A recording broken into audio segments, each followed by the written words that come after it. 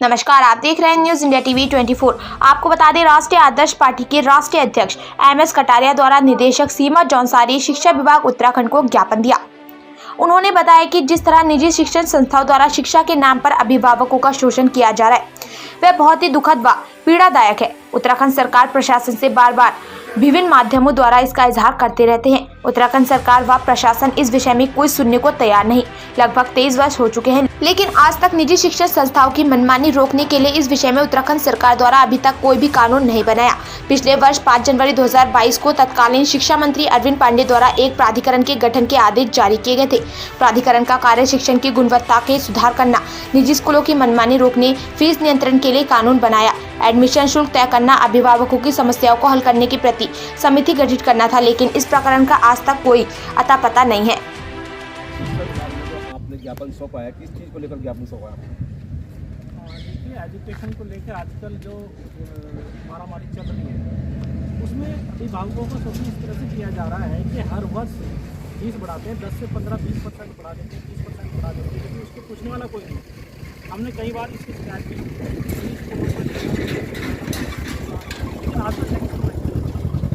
आज हमने यहाँ पे डॉक्टर के यहाँ पे एजुकेशन डायरेक्टर जो हमारे हैं, तो उनको हमने ज्ञापन दिया है इस बात को लेकर के, सीमा जौनसारी जी को कि ये जो नया सत्र शुरू हो रहा है, इसमें फिर फीस बढ़ा रहे हैं और लगातार ये जो इस तरह की जो पार्किंग की समस्या है और कई तरह की समस्या है, ट्यूशन फीस का ना वो भी कई फीस से बढ़ा रहे हैं, तो ये हर साल बढ़ा रहे हैं और उसमें पेरेंट्स का शोषण हो रहा है।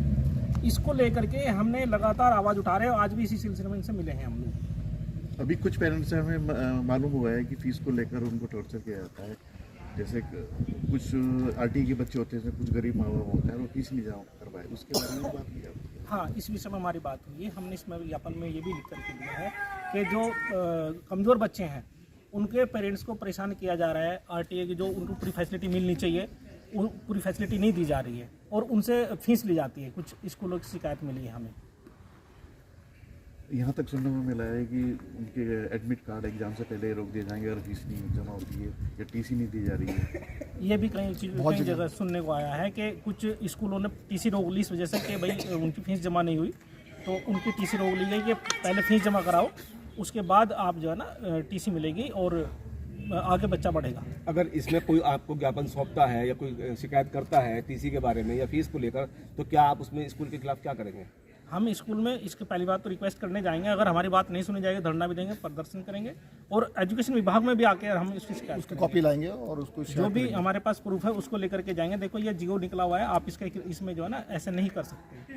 तो ये हमारा ये उद्देश्य है कि भाई कि हर तरह से पब्लिक को राहत मिले, पेरेंट्स को राहत मिले, ये हमारा उद्देश्य रहेगा। में बच्चों की फीस रुकी है, अगर देखा जाए तो पेरेंट्स को काम नहीं रहा और फीस के कारण बच्चा नहीं पढ़ पा रहा है या बच्चे को नहीं पढ़ाया जा रहा है। कुछ फीस को लेकर अगर बच्चे माँ बाप अपने TC मांग रहे हैं बच्चे की, तो उनको दी नहीं जा रही है। क्या TC रोकने का स्कूल को अधिकार है?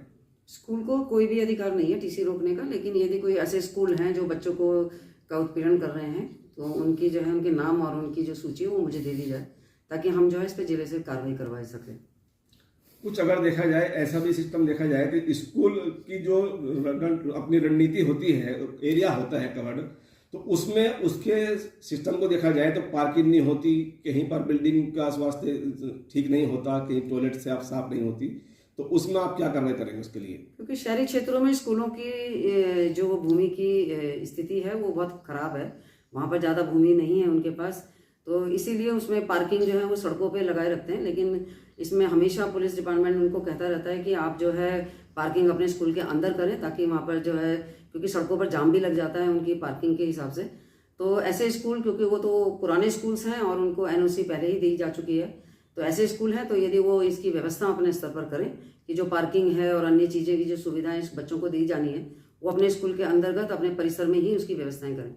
बच्चों की फीस रुक जाती है तो क्या बच्चे को स्कूल एग्जाम जो देने से मना कर सकता है या बच्चों को बाहर निकाल सकता है स्कूल? नहीं, फीस का भी एक सिस्टम होता है, उसमें कुछ महीने तक तो वो कर सकते हैं अनुरोध कि भाई आप फीस दे दें, और क्योंकि एग्जाम तो हर 6 महीने में होता है, तो 6 महीने तक यदि फीस जमा नहीं करेंगे तो स्कूल तो अपने हिसाब से कार्रवाई करेगा, जो नियम है। अगर पेरेंट्स थोड़ी थोड़ी फीस देना चाहता हो तो क्या उसके बाद भी स्कूल बच्चे को बाहर कर सकता आंशिक है? फीस तो नहीं होती है, आंशिक फीस नहीं होती ना, जो महीने में आपकी डिसाइडेड है वो फीस तो देनी ही होगी। नहीं, मैम क्या स्कूल क्योंकि जो क्या आपका बच्चों को स्कूल बाहर कर सकता है? नहीं, बाहर तो नहीं कर सकता है, लेकिन यदि बहुत ज्यादा विलम्ब होता है तो फिर विचार तो करता ही है प्रधानाचार्य या उनका जो मैनेजमेंट है वो विचार करता है कि भी कैसे हम बच्चे को जो है सर्वाइव कराएं या फिर कैसे हम उनको यहाँ से हटाएं। फीस का पैसों का जो डिमांड है तो वो पेरेंट्स से कर सकते हैं, बच्चे से नहीं कर सकते। बच्चे तो एक मानसिक रूप खराब हो जाता है जब क्लास में खड़ा होता है। नहीं तो बच्चे उनके रोज के संपर्क में रहते हैं, इसलिए वो उन्हीं को कहते होंगे, उनकी डायरी में लिखते होंगे, सब कुछ करते होंगे। तो ये तो एक ठीक है, बच्चे को तो ज़्यादा इसके बारे में ज़्यादा मालूम नहीं होता कि भाई मेरा पेरेंट्स जो है क्यों नहीं मेरी फीस जमा कर पा रहा है। तो इसलिए उनको सीधे जो उनकी हर महीने जो पीटीए की बैठक होती है, जो हर महीने पेरेंट्स की बैठक होती है, उसमें उनको रखना चाहिए इस बातों को। बच्चों को उत्पीड़न करने से तो कोई मतलब ही नहीं है। इस तरह की जिस तरह की फीस देने